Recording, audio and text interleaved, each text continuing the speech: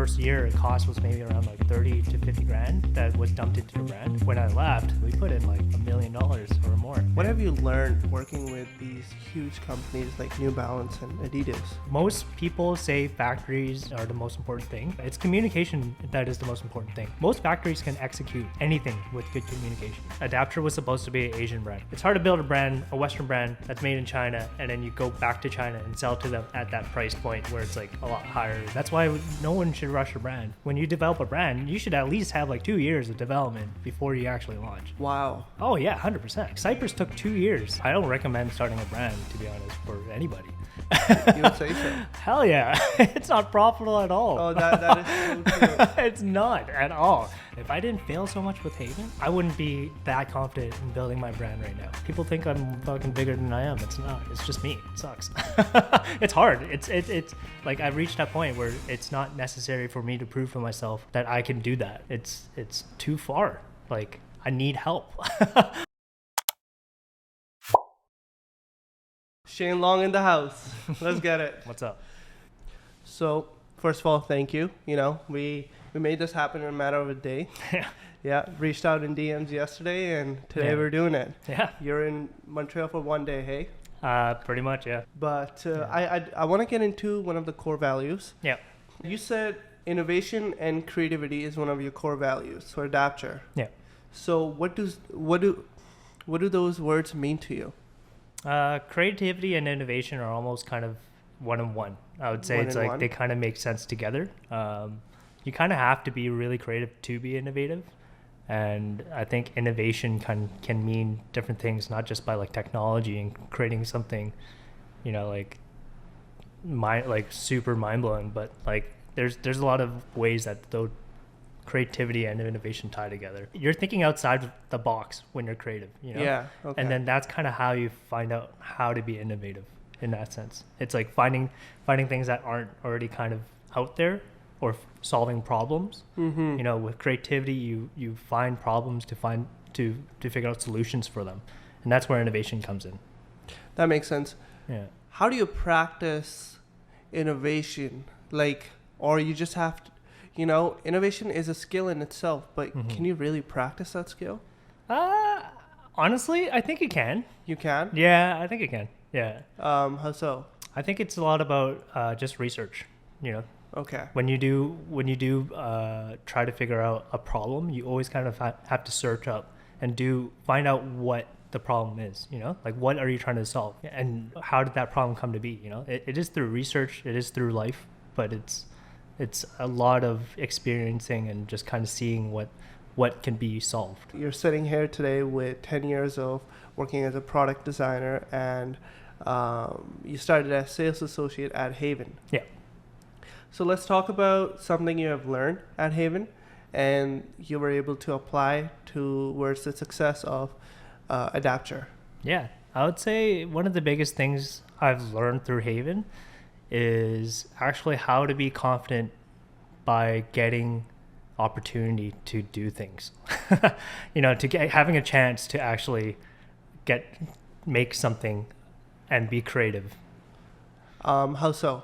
I was first brought in as a sales associate. Indeed. At that time I was working in I was studying product design. Yeah. So I kind of had a little background in design, but not honestly not that much. Okay. But I was trusted to kind of try out and design a collaboration. I believe it was a Russell Moccasin shoe. And, you know, by getting that opportunity and seeing the reception of that product, like from it being sold and, you know, even having people's feedback, I was able to get that confidence in myself of being able to create something that's actually like good. That's good. How do you actually make something that's good? Like, what does good mean to you? Is what I'm trying to ask. I would say, you know, like just looking at feedback, that's the biggest thing, customer feedback. Okay. It has to be like somewhat receptive to your demographic. You know, like at that time, Haven was pretty early, but we did have like a lot of, you know, stylists or a lot of these kind of people who are into fashion follow the store. Okay. And if it's well received by them, it's kind of good to know that these are your top level dudes who are kind of saying that the product is good, and it kind of trickles down to the rest of the people, like they're the influencers, or they're the trendsetters. So it's like if you kind of got their approval, it's like you kind of know you're doing something good. Kind of know what you're doing good. Okay. Yeah. You got quite proficient in Adobe Suite. Yeah. Working at Haven. So when Yeah. you started working at Haven, did you know much about Hell no. Adobe Suite? You knew nothing. A little bit, I know how to do Photoshop a little bit, but I think in my class I was learning how to do Illustrator. Yeah. And I was trash, like straight trash. Like I had to get my friend to just help me out and just like fucking do my assignments for me. No, I get that. That was me, I guess, with economics. Yeah, but I'm still shit at economics. Yeah. But Yeah. that's crazy. So Yeah. you and Adobe Suite kind of became your job essentially Yeah. for daily basis. Yeah, And yeah. you went in that knowing nothing. Pretty much, Or yeah. like Just very brief. Yeah, bare minimum kind of Yeah. thing. How did you? Because you said we talked about innovation and creativity. Yeah. So there was a time where you knew bare minimum Yeah. in Adobe Suite, and then your boss or manager or whoever was like, "Hey, now you'll be using this a lot." Yeah. Did that scare you? And if so, how did you overcome that? Like, because essentially, if you were not able to use Adobe Suite, then you would not be so good for the job, right? So you had Yeah. that pressure to learn Adobe, otherwise you might get fired. Yeah. Where did that courage come from to say yes, or it was just subconscious? I was just forced to do it, I think I wasn't too afraid of it. I think I was curious about it. I think that was probably one of the most important parts. It's that curiosity made me learn so much more of how to actually use it properly. Because even in school, they were teaching us step by step how to do it. I didn't take it in, but it was more about like the necessity that I have to do this that really pushed me to actually try to understand it, and gave me like not just the courage, but like the will to do it. The will to do it. Yeah. Yeah. Okay. That's interesting. Yeah. Was there a time where there was immense amount of courage that was required for you to overcome a situation? Tons, all the time. Yeah. All the time? Yeah, all the time. Fair enough. Same. I mean, Yeah, all the time. yeah. Yeah. You got to get out of your comfp zone, I guess, all the time. Yeah, all at the this time, point. or Yeah. else you don't really progress. Yeah. Yeah. You believe that? 100%. Yeah. When was the time where you were like, fuck man, like I have to do this, otherwise I will not be able to achieve my goal kind of thing? The whole journey of Adapture, straight up, the whole journey of starting the brand is actually only been a crazy journey of pure will. By the way, there was one time where you were working at Haven and you had started Adapture, right? Yeah. And then Yeah. taking the leap from going full time towards Adapture, how was that like? It happened here in Montreal. It happened in Montreal? It happened in Montreal, yeah. How So so? it was basically after COVID, when everything kind of opened up. And my first trip was actually to come to Montreal to check it out, because I think there was a lot of like-minded people that I connected with during COVID. Okay. They helped me out with a couple of projects. Samito is one of them. Christian is another person I worked with at Haven that introduced me to all these people. And we wanted to kind of work together on some projects. And I just wanted to see what I can do in Montreal. Like I was deciding if I'm launching a brand, I think the first thing was, oh, you know what? It would be dope if I got it on Essence. It's like if I try to get it at Essence, I should probably go there to check it out. Indeed. You Yeah. know? So I was like, okay, that's my first trip. So it was like a 10-day trip, and that was like first time traveling outside of COVID. And I think I met so many people who were actually interested in what I'm doing as myself, not because I'm Haven, Okay. but is because of me and who I am, and also my brand, that I basically just said, okay, I did so much within this 10 days, focused specifically on a brand. I can't be doing full-time Haven and part-time this brand. It's not going to go anywhere. Like, it's so important to actually focus on the brand. So I just decided right when I got back, I was like, no, I'm out of here. Wow. Yeah. So Montreal did it. Montreal for did you. it. Yeah. Yeah, I It's guess a you have special place for me. It's a special place for me. You have a bit history. Do you Yeah. come here often, by the way? Yeah. Well, like ever since that trip, I came here like at least 4 times within like the last year. Yeah, last year or two. Yeah. Gotcha. And you have sort of built a community now here. Yeah. What do you think about Montreal's scene and creative scene in general? It's super creative. I'd say it's probably one of the most creative places I've been in the world. Like, I'm not even kidding, in the world. I think there's a lot to it. I think there's something that kind of brings that creativity out that's maybe not the best way to do it. It's a lot of hardship, like a lot of hardship, and a lot of people are striving to get out of this hardship and pushing themselves to be creative, to be unique, to be so different that it does stand out to the rest of the world. Like, I'm not kidding. It's crazy. Yeah, I mean, I moved here like not too long ago, about a year ago, and Yeah. it is, you go outside, you see how the people are dressed, Yeah. and it just kind of makes you creative, for lack of a better term. Or you're walking on Mont Royal, and you're looking at, for example, the thrift shops and how even they're curated. How would you say it's different from Vancouver? If you want to get into that. Yeah, I would say Vancouver, to be honest. Like, it's not as a hard life here, like it's that there is a very unique creative scene out there. It is a very good community, but I believe the struggle out here is different. It goes way deeper than the Vancouver, like just the Vancouver core. But just being here for a bit, like a lot of people don't get the exposure out here because of kind of like the both French and English, or predominantly French. So you don't get the opportunity to really show, like globally, like it's different. It's hard. If you're like, let's say if you are a very, very, very strong creative, but you're predominantly French, you barely grew up with English. How do you get to the States? How do you get to, how do you get to Tokyo? Like, how do you get to like, you can get to Paris, but how do you go to London? Like it's harder to go to these places with French kind of as your prominent language, whereas English, you can go almost everywhere in the world. Yeah. Let's talk about deadlines. I kind of want to just get your thought on, when running or managing a business, what is the importance of deadlines? Man, deadline is super important. To be honest, I'm terrible at this, but I need the deadline, and I need to work closer to the deadline. That's when I get stuff done.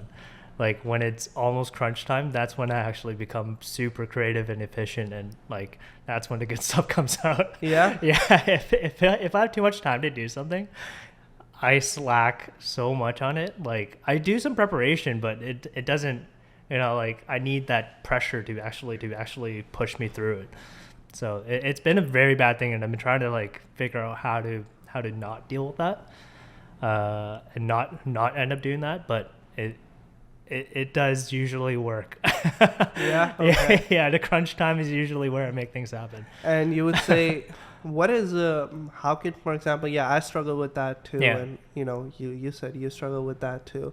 What are you doing something to kind of help you reach deadlines, or just waiting for the crunch time, and when it's crunch time you go at it?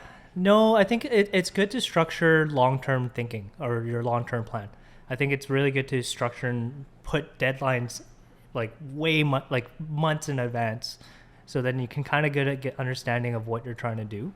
So like I did plan this pop-up like a couple months ago, like even the next couple pop-ups, and even my trip to China. It's like everything is planned, but for me to actually write it down and put it on my calendar and actually know, okay, this is when I have to do this, it kind of, I can think about it a little bit more, not just at the moment, so I can reflect on it if I looked at my calendar.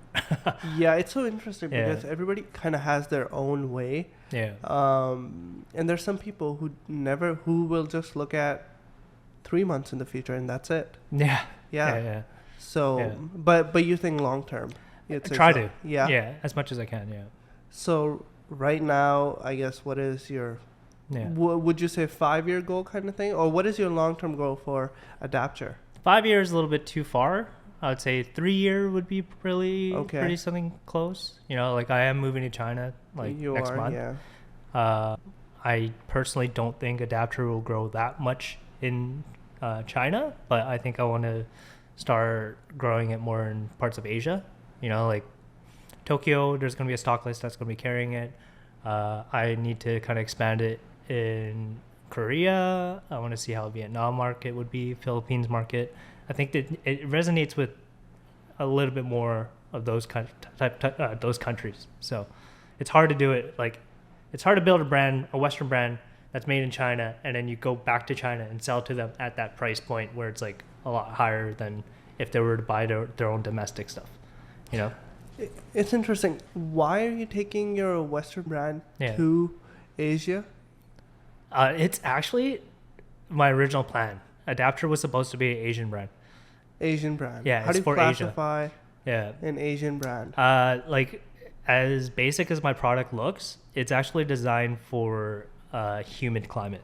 Like the product itself, like even the fabric that I chose, the technicality, like the technical attributes of it, it's made for a humid, warm climate. So it's like my shirts are basic looking shirts, but they're cotton poly. But the reason why it's cotton poly because it has moisture wicking properties to it, and with like it's supposed to be like a cool max. It's like wick sweat. You know, like in Vancouver, it's not that hot that you Yeah. need that, right?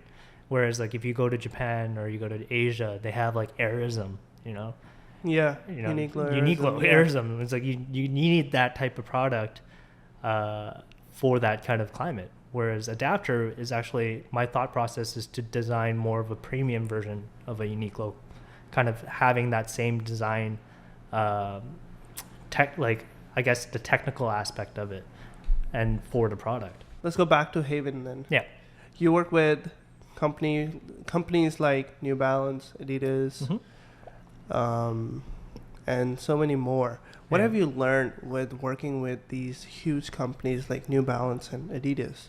I think, to be honest, they do pick select stores to do collaborations for a reason. You kind of have to design something that's not in their product line, something that they don't come up with. They won't come up with on their own. You have to utilize, like, the biggest things with doing collaborations that I thought made it unique is to utilize their company's strength and also kind of give it in a different, like, you kind of show them what they can make that they're lacking, kind of, like they have the infrastructure to do specific products, or if they're giving us a model to do, how do you deconstruct it and make it even better beyond what they can even think of? Like, not even thinking about like, oh, we have to keep the margins down, by using specific materials or whatever. What if you made an Ultra Boost with Horine leather, like you do change it up, something that's not in the market, not available, and push that company to think a little bit further. And were you coming up with these ideas for these collaborations as a product designer? Yeah. How does Shane Long come up with these unique, very technical, utility type of just products? To be honest, doing a Haven collab is pretty easy. You just pick like black and Gore-Tex and like very like hairy suede or like luxury leather materials, and you just combine it into something. Maybe throw an off-white shoe, like off-white insole or something midsole. Like, it's pretty easy to do a Haven collab.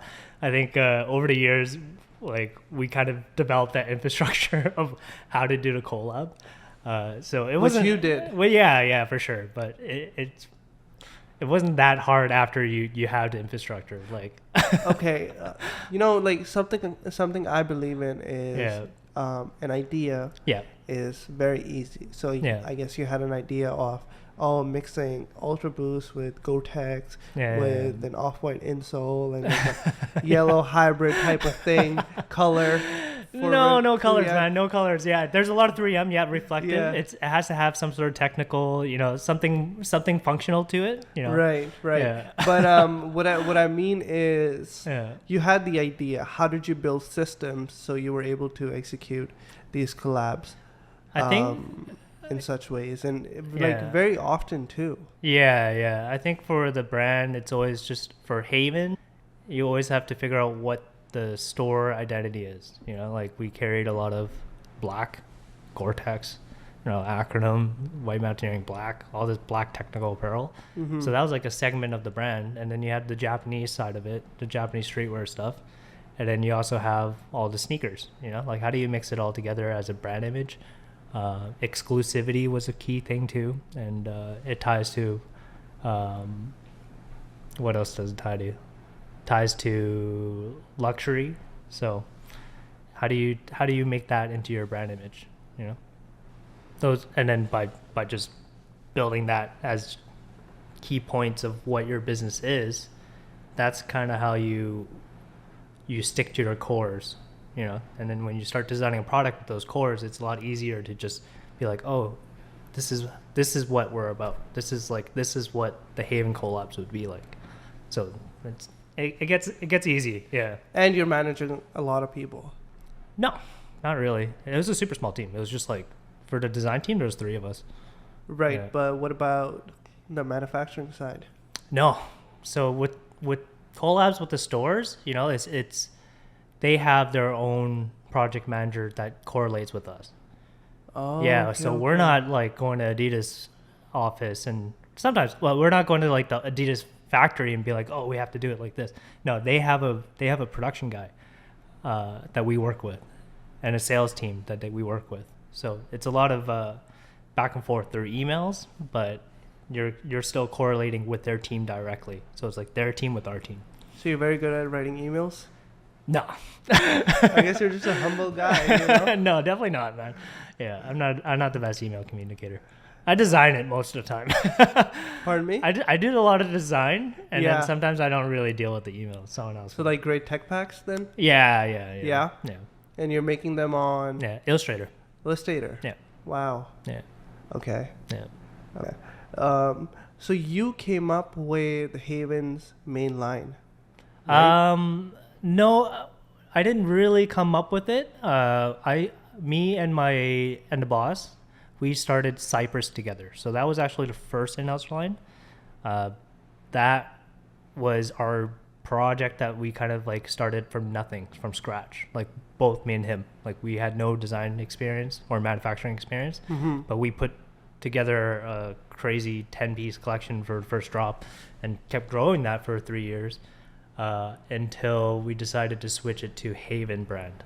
And when we switched to the Haven brand, I wasn't completely involved right off the bat because I was still finishing up Cypress. So there's a couple other people who started the Haven brand, and I slowly kind of went back into it and took over and started helping out again. So, yeah. And was that where, because like, do you know you're an innovator at heart, or Yeah. you like to innovate? Yeah. How do you go about finding materials overseas, like, heavy knits, cashmere, Yeah. Egyptian cotton, Yeah. French terry, Yeah. all these things? Because you can't just hit up a manufacturer and be like, get this. You have to like give them very detailed tech pack. Because Yeah. from my experience, Yeah. from someone who had a brand before, if you tell manufacturer give them 100% of information, Yeah. they'll probably do like 60% of it. You need to like Yeah. give them 200% of the information. Yeah. Just like over communicate, Yeah. and so they can get to your vision. Yeah. Yeah. And that's just maybe they will. Yeah. I mean, I've had a very hard time working with manufacturers overseas. Yeah, I think working with manufacturers overseas, that's one of the main reasons why I'm moving to China, is just to develop those relationships with them. When you develop a relationship and an infrastructure of how you communicate with them, it's a lot easier to actually just communicate smoothly. You do have to understand how they work and then kind of adjust to them. So it's not really like you're making a tech pack and you expect your tech pack to work with every other manufacturer. No, it's more about how you tweak your tech pack so that you can communicate with your manufacturer. How do you find that way? How do you find out how that factory looks at the tech pack? Well, to be honest, you work with them. You work with them, you try something, you try samples, you don't rush it.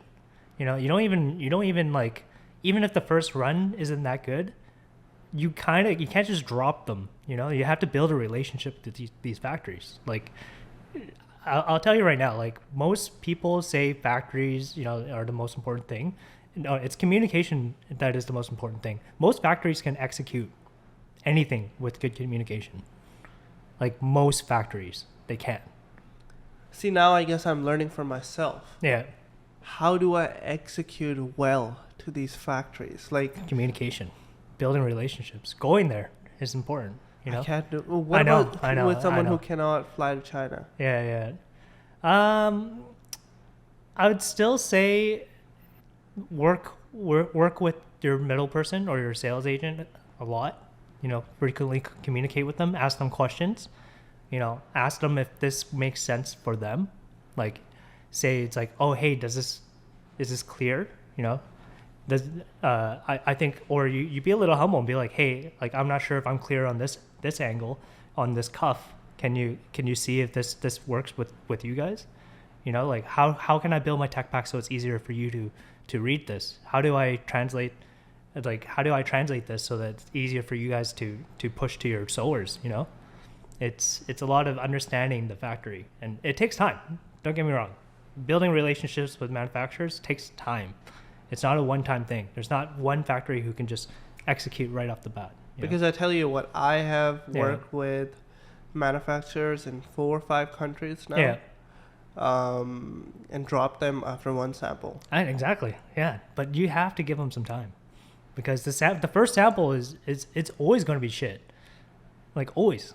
You have to do 3 to 4 samples just to get to a production sample. Like, it takes time. That's why no one should rush a brand. When you develop a brand, you should at least have like 2 years of development before you actually launch. Like, oh, wow. Oh yeah, 100%. Like, Cypress took 2 years. Like, I started working on it in 2012. We launched in 2014, and we had some failures. We had some duds. We had a lot of duds. We had a lot of failures. Even Adapture took me 2 years just with experience to develop. What should I do? Yeah. Someone who's building a brand. Yeah. How do I develop this thing that took you 2 years? What are some of the things I should know? Like, I'm researching into the market itself. Yeah. I'm doing trend forecasting, like product forecasting, and building mood boards. Yep. But like, you really think all of this should take a year at least? Yeah, 100%. Yeah, because it's just the development stage that takes the longest. To develop at least a year just to get your production samples, and then I would say another year to really properly launch, like properly figure out marketing, properly figure out costing, properly figure out margins, properly figure out distribution. Can you not figure all that out by doing it? No, it will you will fuck yourself over if you miss on some key parts. Like, costing is important. It's so important. It's like so important that you figure out how much everything costs to make a t-shirt. Your total end cost, your personal total end cost. Right. Like, going from, let's say if you are traveling, let's say if you do buy a ticket to China, that should be included into your total cost. Yeah. Like, you want to understand that, because when you grow and scale, you're going to try to figure out why is this not working out when you're not on the accounting side? It's like, because you blew like $5,000 on like partying or whatever with some of this, like when you were out in China or something like that. There's some unexpected cost that comes to play when you're starting a business that you have to kind of think about when you are building it into the end product. Like, everything needs to be accounted for. Yeah. Shipping, duties, like, you don't even know. Like, some of that stuff is crazy expensive. Shipping from China to here, if it's a finished goods, a t-shirts, it's 30% in duties and taxes. That's crazy, right? Oh, I didn't know that. Yeah. In Quebec? It's in Canada.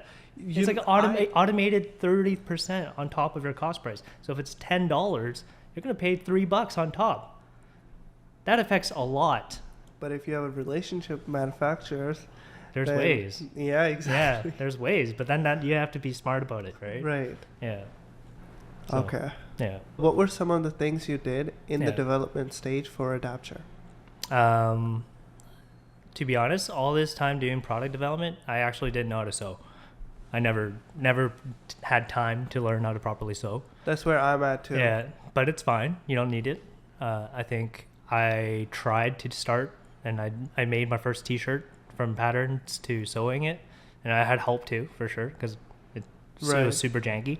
And I actually went to China to talk to the factory about it and brought that shitty sample and my pattern, and they're like, yeah, we don't need your sample, it's shit. But they'll take my pattern. They took my pattern, and now I had the communication with the fabric that we're going to be using, and timelines, minimums, just asking them how they do their proto sample timelines, like what it goes from first sample to second sample, fit samples, and then size samples. So it's like you break down the different sizes. So they'll give you extra small to medium to large, and you can actually do a fit sample. And then they'll do, after the fit sample, you can do one more production sample or marketing sample. So you make another set of samples that you can start, while they start doing production. You can start, if you're showing in Paris, you can start showing in Paris with these things. You can start showing and doing marketing campaigns with these things, photo shoots with these things, while they're doing it, while they're getting it in production. Or you go straight into production. Yeah. Yeah. So there's a lot of samples. There's a lot of sample processes. It is a very costly. It's business. Super costly. Yeah, it's super costly. It has gone up in cost of everything 30% since COVID. Yeah. So I would say this is how you find a relationship too. This is how you communicate with a relationship, or with your manufacturers, because sometimes you can just talk to them and be like, hey, can this be built into the final production cost? Can the sample be included? They'd be like, yeah, why not? Their order's like 20 grand. For them, sample cost is like $500, total. That's not that bad. They could eat that for a $20,000 order. Why not? Yeah. Yeah. So it's communication, just understanding, just negotiation, talking to them about okay, how do we both benefit from this? I think there's a huge influx of people trying to start clothing brands. Yep. The TikTok clothing brands. Mm-hmm. And I think everybody is impatient, including me. Yeah, definitely. Yeah. Yeah. Yeah. It seems like it's a very easy thing to do. It is. So I have found it incredibly hard. Yeah, it's hard. I don't recommend starting a brand, to be honest, for anybody.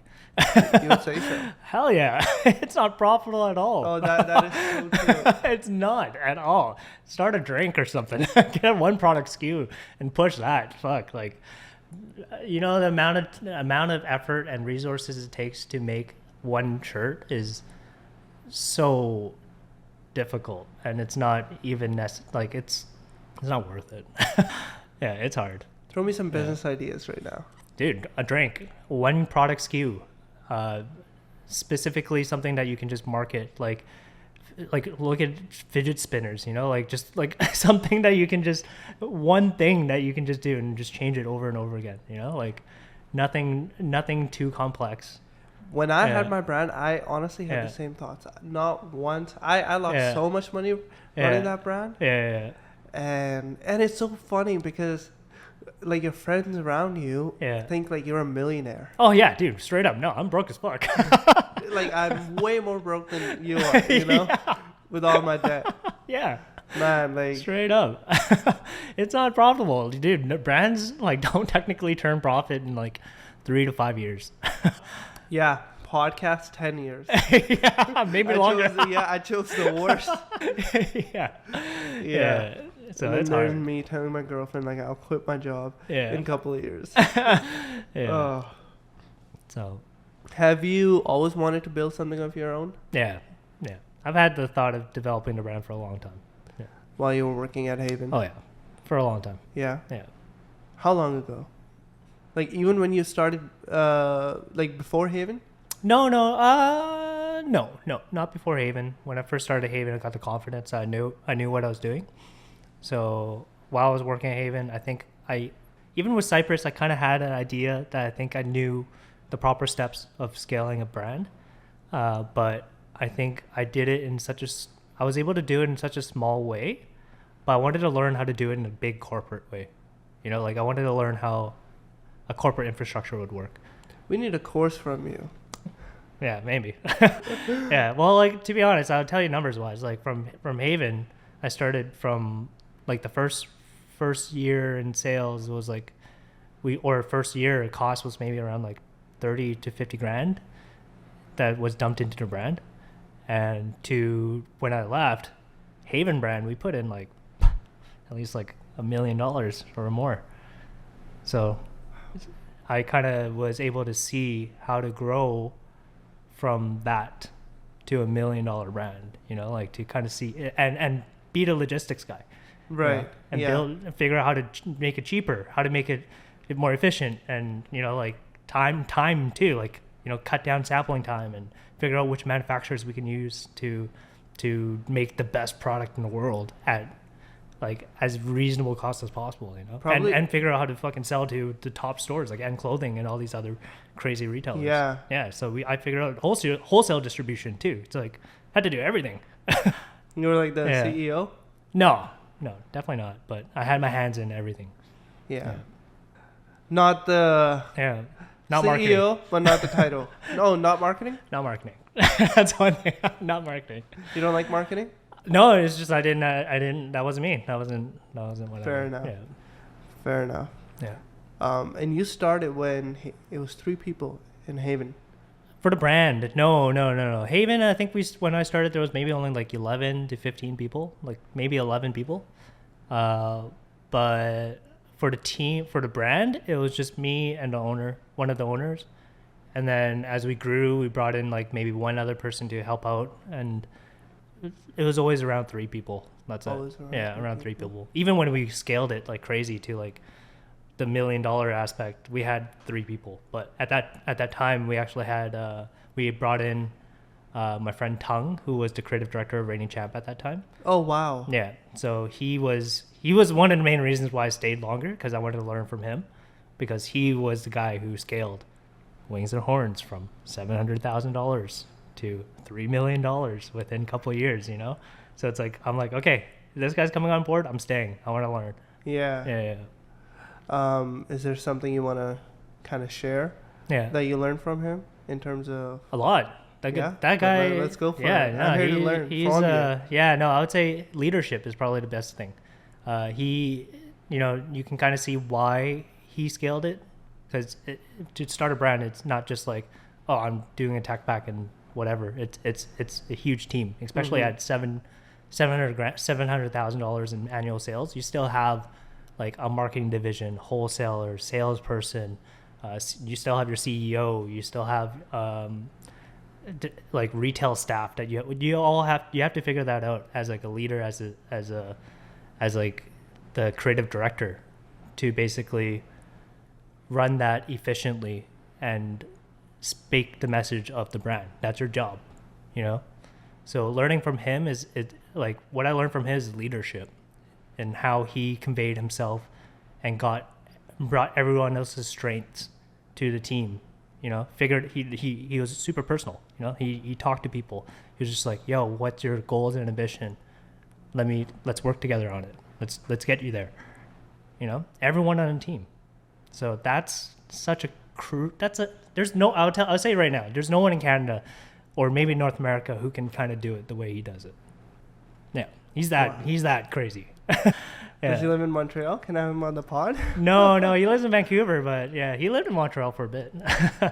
Yeah. You get in positions like, obviously you earn the position you were at, and then, you know, you get to work with high level people, or I guess people who have so much experience. Yeah. You learn so much. Yeah. Is he still at Haven? No, he's back at Reigning Champ now. So he's back at, he's creative director there again.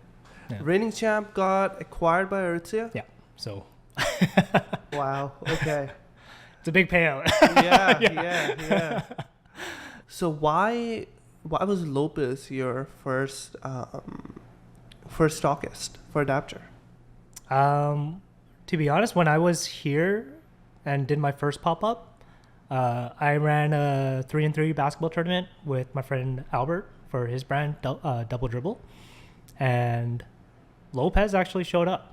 They came by, said what's up, showed support, and they were like just so supportive since then, like right off the bat.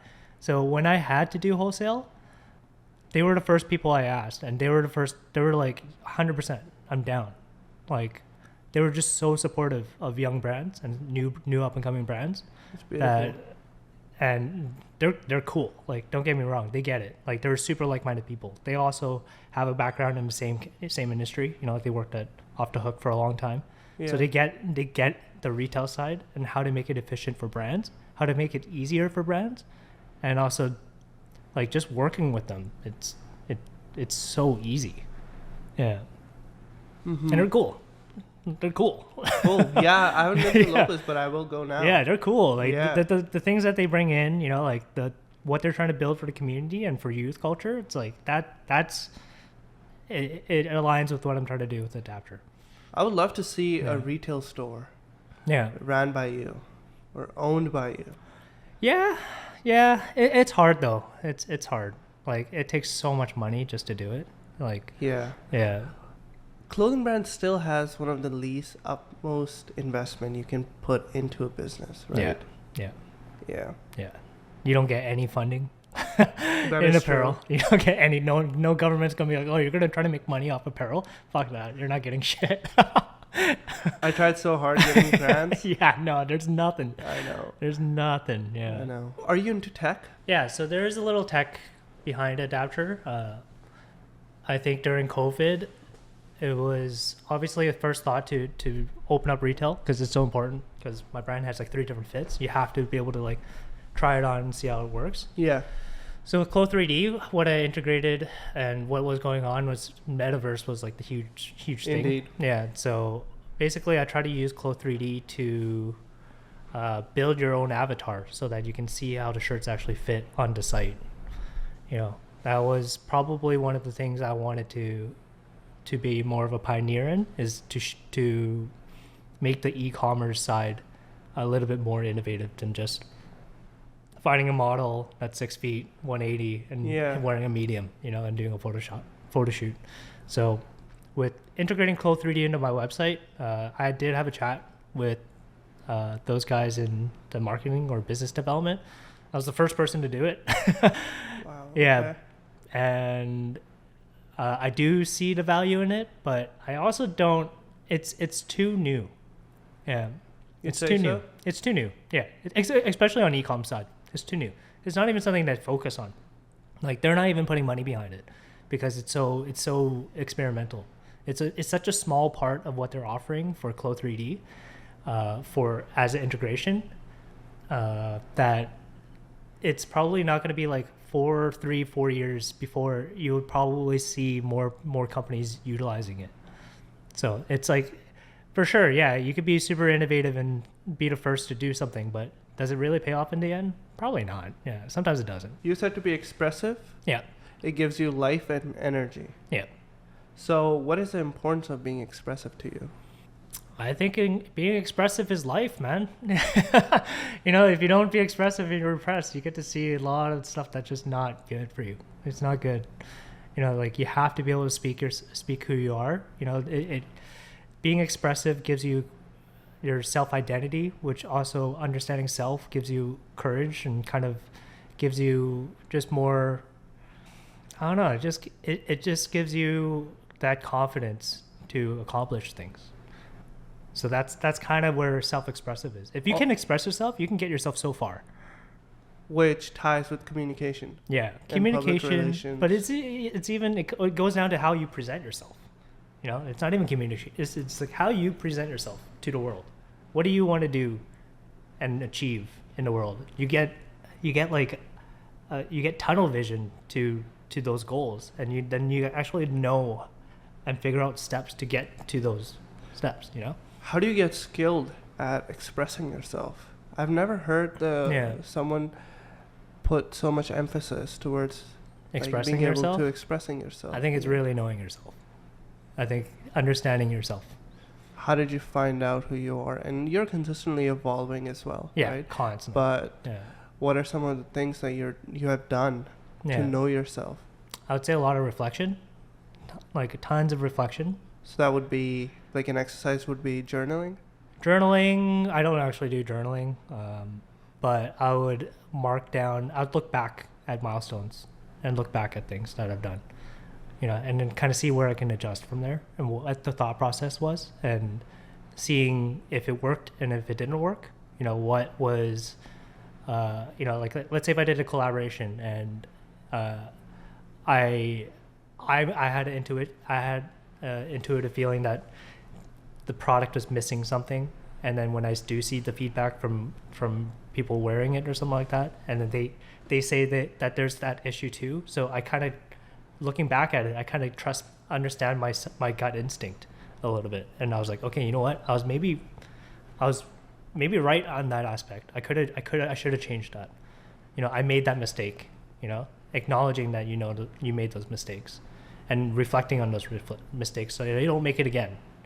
But it will never be perfect. So you'll always have that stuff to reflect on. So it's like constantly just reflecting on that stuff. It's a continuous practice. It's continuous, yeah. But if I didn't fail so much with Haven, I wouldn't be that confident in building my brand right now at all. I would still be learning the steps, But if it wasn't from all the failures and opportunities that they gave to me to fail, I wouldn't be where I am. For you, Haven is family, hey? Yeah. Home. Yeah, for sure, 100%. Yeah. So interesting though, like going from a sales associate to where you are, quite quick too. Yeah. They just presented you with the opportunity. They were like, this guy gets it. Yeah. And then you showed them you get it. Yeah, well, I was following them for a long time. I was Yeah. following the brand or the store for a long time. So I did have a good sense of like what their aesthetic and what they're trying to do with the store and their brand vision. So it's just research, a lot of research. Yeah. So I'm building my own brand, like I said. Mm-hmm. What are some brand building fundamentals? Building your line sheet, you actually break down and have an overview of what product you're trying to create. And that will actually give you a good understanding of like how your collection actually looks together, not just individual pieces.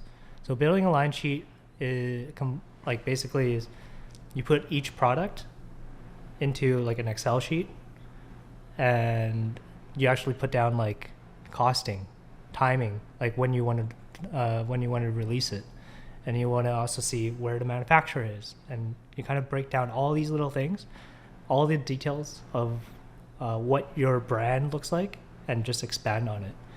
So then you can kind of get an overarching view of how much it costs, how long things are going to take, and where things are coming from, and just organize yourself. So like a production and marketing calendar for Pretty each much, yeah. drop. Yeah. Kind of thing. Yeah. What else? That's super crucial. Because it's everything. It's everything in one. It's just being organized with that. Well, yeah, I mean, if yeah. you're not organized, then it's a gong show. Yeah, it's a gong show. It's straight up a gong show.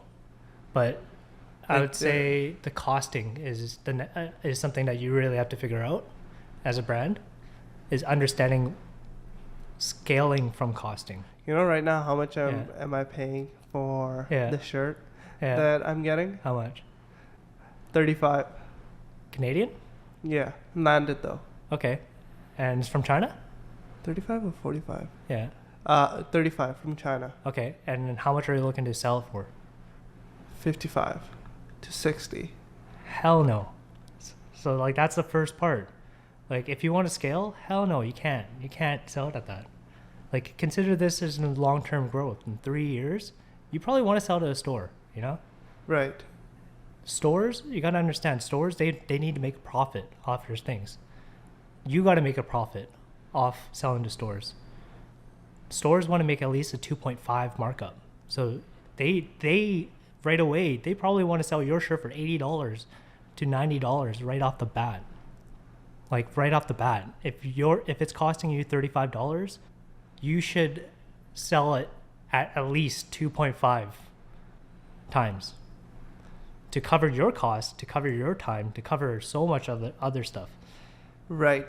But Yeah. how does the new brand jump towards an $80 t-shirt? Communication, marketing.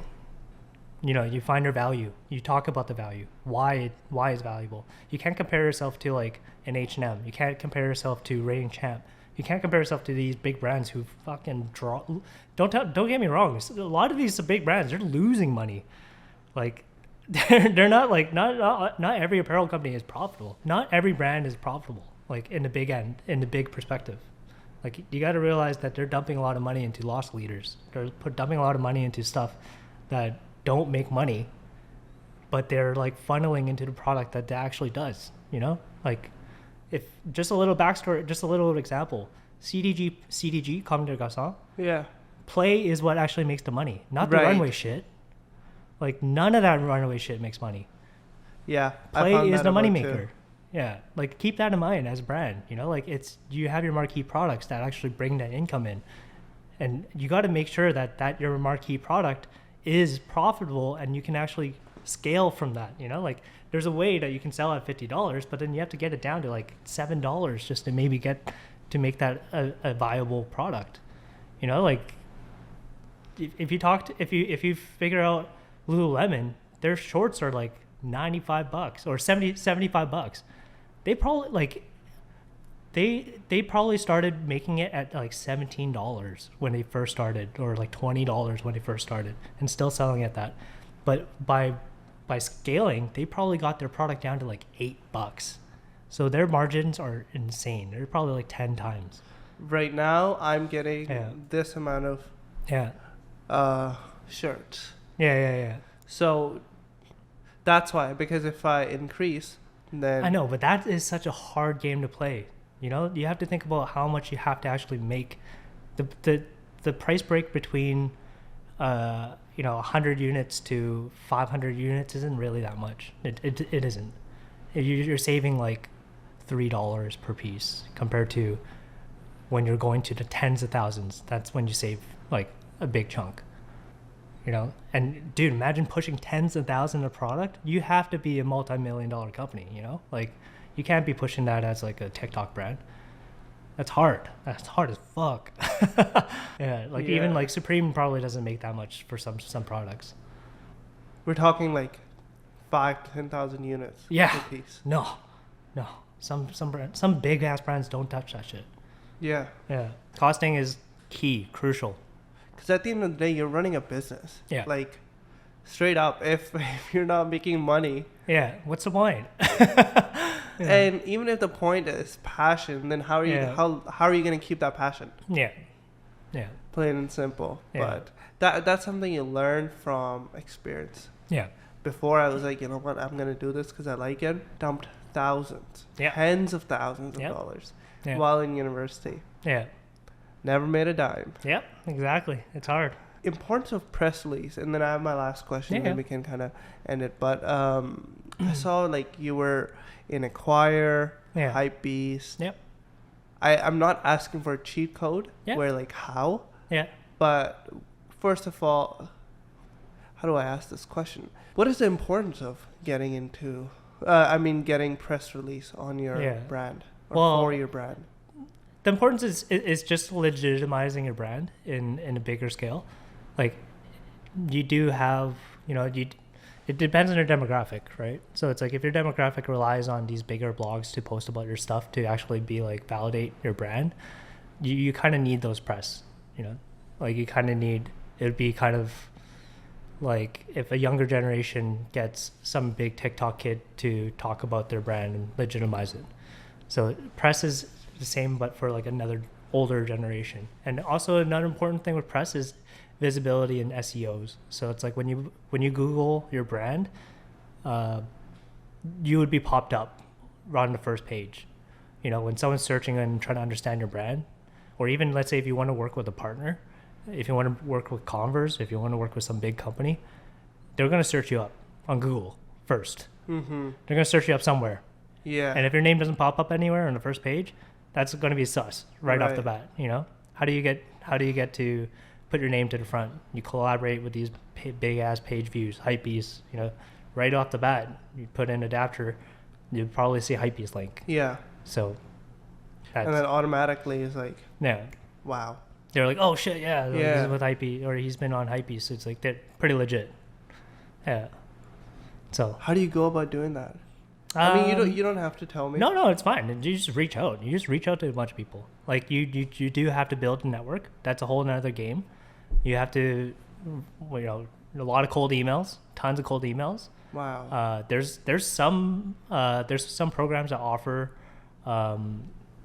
like there's services that Right. kind of help you out, like affiliate programs where, like I think some of those ones were affiliate. It's like they're through my friend's company where they connect publishers to brands. Yeah. So like once you have a press release or media kit, you send it to them, and it's up to them if they want to talk about it or not. But if they talk about it, then they take like 20% or something like that Gotcha. in sales if like it comes from them. So that you start working on some stuff that you definitely lose some money on, but then it's the same thing. Like if a bigger publisher sees that you're getting published from another smaller publisher, then they'll be like, oh, let's talk about them. Like maybe they got some pretty good engagement from that post. Like let's just do a blog post for this one. So on and so forth. It's kind of like podcast. You get a big guest, and then bigger guests will want to come, and so on and so forth. Yeah. Got it. Yeah. And one last thing. What would you tell your younger self before you started this journey? Don't start a brand.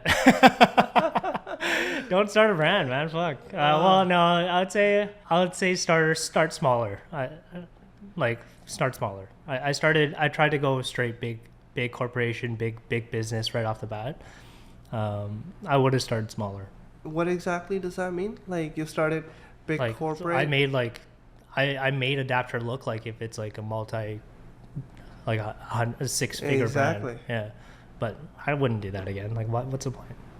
Like, people think I'm fucking bigger than I am. It's not. It's just me. It sucks.